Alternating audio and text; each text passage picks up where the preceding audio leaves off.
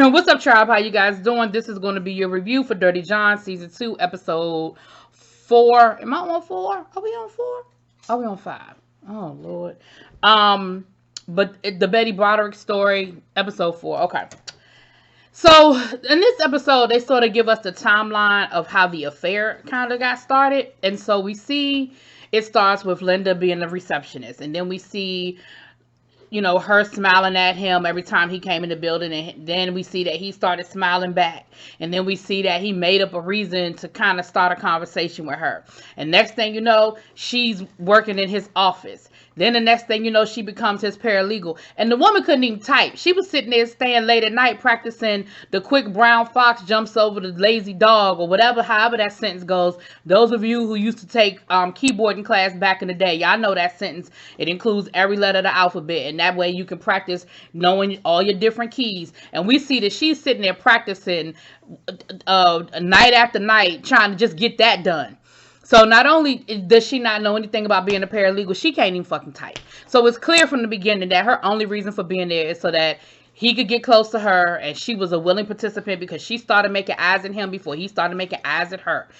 So, mind you, all of this was going on before we see Betty have the conversation with him, telling him to fire her. So before Betty even got wind of how deep it was already deep. And then, of course, you know how it goes. Eventually, one night, they working late. He walks up on her. He kisses her. She kisses him back. And it's a wrap. And then from there, they give us the timeline. 3 months, 6 months, 12 months, 18 months, 22 months, 24 months. And so, while all of this is going on, they're intertwining her trial. And we see a psychologist who specializes in family, marriage counseling, family counseling, sort of talking about what happened to her, like what the progress was and how she got to where she was. And he talked about how, him lying to her, him making her think that she was crazy, that nothing was really going on when everything was really going on. Him trying to pretend like he really wanted to stay in the marriage when he really didn't want to. Like, it was a lot, y'all. When we see this, we saw where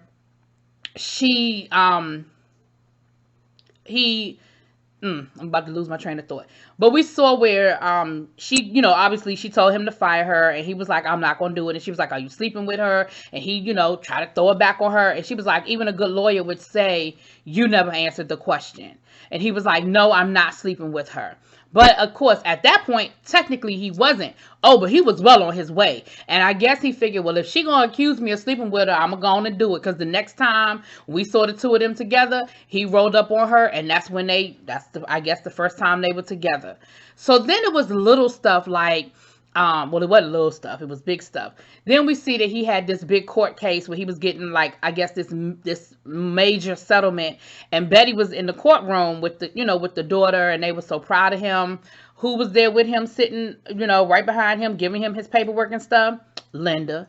And Betty peeped it. Betty wasn't crazy. And that's the thing. She wasn't crazy. And she kept saying, and she even, we see a scene where she's at lunch with her friends. And she says to her, oh, see, I'm all over the place. And she says to her friends, they were like, how you doing? She was like, oh, I'm fine. Dan is banging his newest secretary. And they were like, whoa, what? Like, rewind the tape. And she was like, yeah, I think they sleeping together. And she said it so matter of fact that her friends were like, girl, what are you talking about? And of course, they talked her out of it. They were like, girl, that's not really what's happening. You're imagining things. Because then they started throwing, well, is he doing this? Well, is he doing that? Well, is he doing this? Like, because, her one friend, husband, got caught having an affair, but they ended up getting back together. And so every time she threw something out at Betty, like, well, did this happen? Did that happen? Did this happen? And Betty was like, well, no, well, I don't think so. And she was like, see, girl, he's not sleeping with her. Don't worry about it. You're just paranoid. You look good. You've done this and you've done that. And so, but of course, again, when them hairs on the back of your head stand up, honey, don't think you crazy. So like I said, after he won the lawsuit, he got that big settlement. That's when he came home with that Ferrari. And even the day he came home with the Ferrari, she was like, well, where's your car? Like, how did you get here?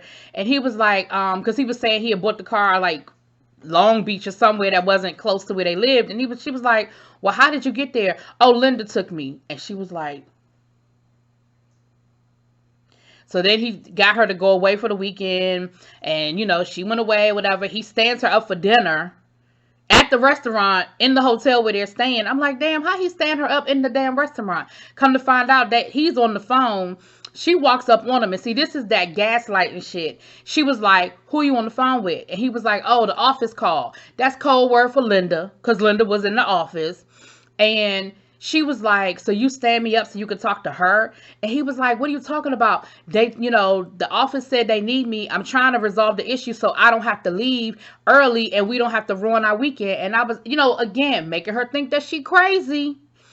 So then it was his birthday, and her girlfriend was like, listen, you need to do something special, surprise him at his office, do something really special for him. She was like, I'll babysit the kids. So, she goes up there, got him some flowers and, balloon or whatever. He gone for the day. And when she goes in his office, he's had balloons and cake and everything else. So, of course, she goes home, honey. She loses her mind. She pulls a Bernadine from Waiting to Exhale. She takes everything out his closet and burns it in the backyard. So, of course, he comes home and once again makes her think she's crazy. He's got a perfectly good explanation for everything that happened. I didn't know they the office threw me a surprise party. We went out to lunch.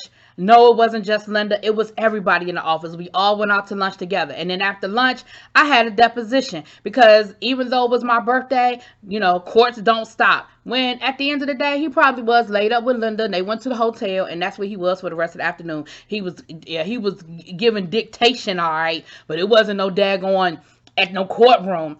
But of course, now she feels stupid. She apologizes and they're supposed to work on their marriage. So next thing you know, you see him being, husband of the year again. They're, they all googly. They talking about buying new property. That's when they bought that beach house that he sticks her ass with. We're going to get to that beach house in a second. But even there, she says he wanted to buy a property that was ready. But she was like, well, no, the location of that property is right on the water. It's worth it for the price of the house. We'll tear the house down. We'll build what we want.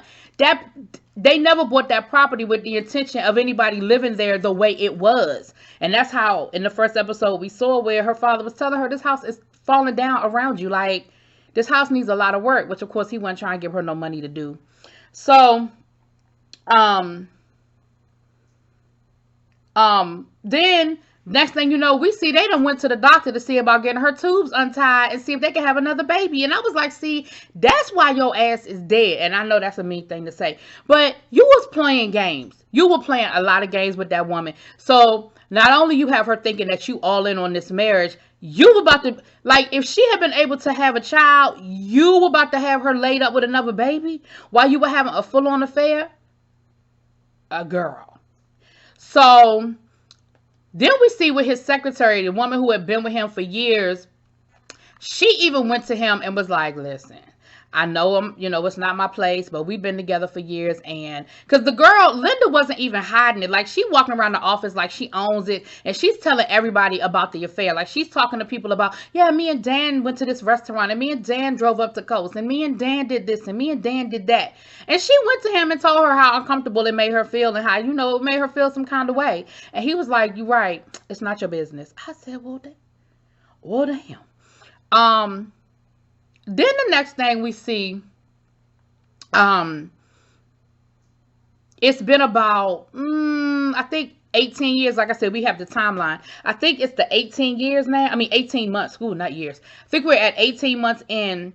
And Linda comes in there and she's all upset, acting like she about to cry, talking about, I was with my family and my family was asking me about why I don't have a man and when am I going to get a man and why, and he was like, I'm going to leave her, and then we see him putting his plan into place. And again, if he had just divorced her and with some dignity, he might still be allowed to tell his side of this story. But We see him meeting with his friend who's basically telling him all the things that he needs to do, all the loopholes that he needs to do, how he needs to establish how he's not with her anymore, and all them different loopholes of divorce law in the state of California. So basically, he could get away with giving her the least amount of money. And the last thing his friend said to him was, and tell her the way you will want somebody to tell you. Right? Just treat her with a little bit of respect. It's the mother of your children. Y'all been together for however many years. Just give her a little bit of respect. What did he do? Came home, didn't say hi, how you doing? Just started packing up a suitcase, talking about something, I need some space. And then he gonna say to her, and I was so proud of her in this moment. Then he gonna say to her, well, should I leave tonight or should I leave in the morning? She said, I'm not getting ready to tell you when to leave. Like, I'm not going to give you permission on when you're supposed to leave. So the next morning he left. The next morning she tells the kids, because she was like, listen, y'all might as well go on and know what's going on. Daddy ain't going to be around. He needs some space to figure some stuff out. And of course the older kids were peeping it. Like, they weren't crazy. The younger kids, of course, were still like, well, how long? Where's Daddy? When's he coming back? But the older kids was like, asshole. And once again, we see her talking to her friends, and her friends, I don't know if they, like, she was acting like it wasn't a big deal, but her friends knew it was serious. It was more serious than what she was trying to let on. Then Dan was playing that back and forth game where here he goes showing up in the middle of the night, and they have sex, and he's telling her, all the things that she wants to hear. He got her, he's telling her that, that they're going to do this and they're going to do that. Got her moving into the beach house, and tell her that he going to go visit her, go with her to go to her parents' reunion. Anniversary. Come to find out, he really was only trying to trick her to get her out of their main house so he could move back in without her. Next thing you know, she bringing the kids down to the beach house. Why the beach house it is rat infested. Now, I don't know how long it had been since they had been in that damn house, but the house was rat infested. She's calling him with the kids screaming in the background, and her hollering about, oh my God, we need you, get down here. And he tells her, well, you have 13 credit cards, you have unlimited funds, you can call an exterminator, you can stay at a hotel. I don't know what you want me to do. See, that's why you dead. That is why you are dead.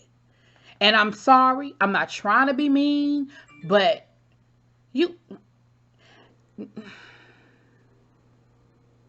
then, and mind you, while he's doing this, who's sitting in his office listening to the way he's talking to her? Linda. And see, this is my thing right here. The way you get him is the way you gonna lose him. You would have lost him too, Linda. You wouldn't have stayed as long as Betty was gonna stay around, because once he did it to Betty, it would have been easy for him to do it to you and do it to the next one and do it to the next one. He was about to start creating a pattern over here, honey. Next thing you know, Betty got served with them papers, because what Betty did was Betty dropped them kids off. And she went on to her parents' anniversary, and when she came back, she showed up like, where my kids? And he was like, the kids are in camp, and your name is not on any of the paperwork, so you can't go pick them up. I know the game you trying to play, but that's all right. I'm about to sue you for full custody. And that's what he did, honey. He sued her ass for full custody. She didn't even have a lawyer.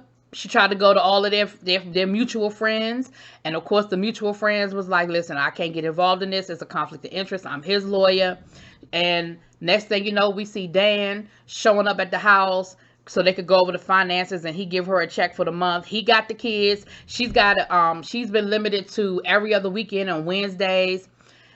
Honey, it's a mess. So now she coming into her house on Wednesdays, which she got her key. I was surprised he didn't change the locks on her. She had the key. She did tear the house up a couple of times, child. She tore the house up a couple of times. I would have done more than what she did. But she took that Boston cream pie, honey, and she spread it all over his clothes and his sheets and all kinds of stuff, because that was his favorite, and she knew that she didn't make that damn Boston cream pie. And, she really thought that it was a phase and he would just get over it and he would come back home. Like, she really did. The sad thing is, even if that were true, the sad part is that you were going to take him back. That's the sad part. The sad part is that you were willing to take him back. Because, see, I wouldn't have took your ass back. Not after all of that.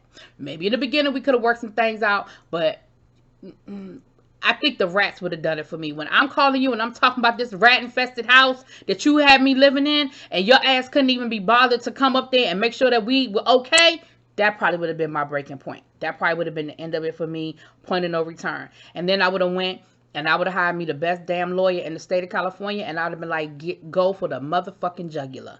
And I'd be signing his checks. Okay? Because he already told you how you could get to him. He already told you what was going to get to him. And what was going to get to him was his money. He done already told you what was going to hurt him. Well, I mean, he did, but the money. He would have been living and suffering because he thought he was so smug and he thought he had it all figured out.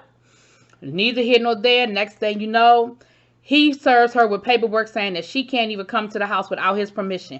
The house that they lived in together, that she decorated, that she made into a home, that she took care of for however many years. That house, he said that you need. She said, Dan, you know that this ain't going to end well for you. Like, she's going to just take advantage of you and she's going to take everything from us and you're not going to have nothing left. And, you know, he was like, Betty, is that what you want me to say? You want me to, you know, she said, well, you can't admit that it's a mistake because for you to admit that it's a mistake would mean that you would have to admit that there is a her. So in order for you to say you in a catch-22, you can't admit that it is or it isn't because either way, it proves me right. And she said, but just let me just tell me this. Just tell me this. I wasn't crazy, was I? I didn't imagine it. And he was like, no, you weren't.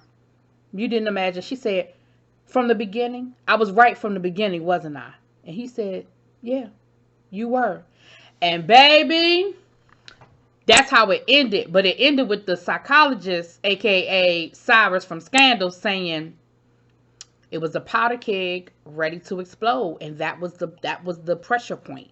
Like there was a point, a pressure point. And that was it. Like after you went through all of that. And then on top of everything, you going to tell me I was right all along. So all them times you had me thinking I was crazy. All them times let's buy this house, this property. Oh, let's go have a baby. Oh, like now I'm seeing all of that she was really just setting me up all along. Bitch. Anyway, that's where the episode ended, y'all. Listen, Betty, like, I understand why she killed him. I'm not saying she was right, but I do understand why he's dead. Anyway, let me know what y'all think. Drop it in those comments. Peace.